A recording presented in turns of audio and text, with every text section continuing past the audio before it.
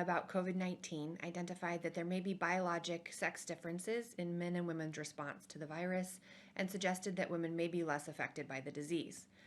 However, this data is incomplete. We have since identified many non-biologic effects of COVID-19 which disproportionately affect women. Hello, my name is Hannah Nordhughes. I'm an assistant professor of medicine in the Division of General Internal Medicine at Mayo Clinic in Rochester.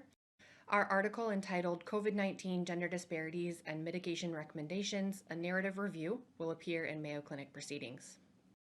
In our article, we review the evidence behind these non-biologic categories of impact on gender disparities, including occupational and economic impacts, increases in gender-based violence, mental health disparities, and inadequate access to sexual and reproductive health care.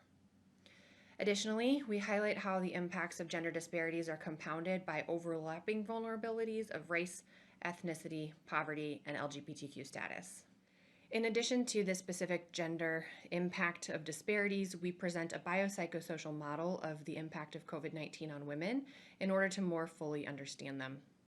From a biologic perspective, inadequate sex disaggregated data and underrepresentation of pregnant and lactating people limit our understanding of differences in disease response.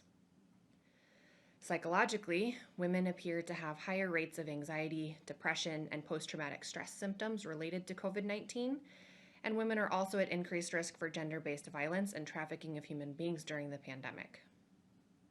The socioeconomic impact of the pandemic is widespread and includes disproportionate representation of women as essential and frontline workers, the burden of unpaid labor on women, and inadequate access to sexual and reproductive health services, which further widen the economic and health-related disparities.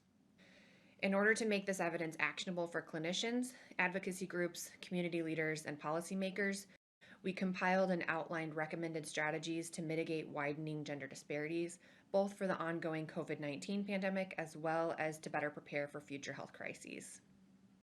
While COVID-19 has widened disparities, it is important to recognize that health, economic, and occupational impacts in these areas are not new. Many of these patterns are long-standing and have worsened during prior health crises as well.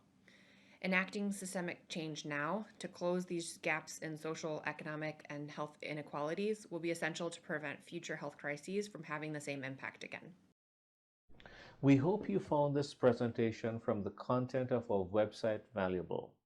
Our journal's mission is to promote the best interests of patients by advancing the knowledge and professionalism of the physician community.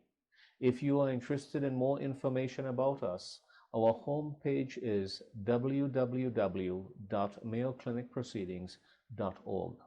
There you'll find access to information for our social media content, such as additional videos on our YouTube channel or journal updates on Facebook. You can also follow us on Twitter. More information about healthcare at Mayo Clinic is available at www.mayoclinic.org. This video content is copyrighted by Mayo Foundation for Medical Education and Research.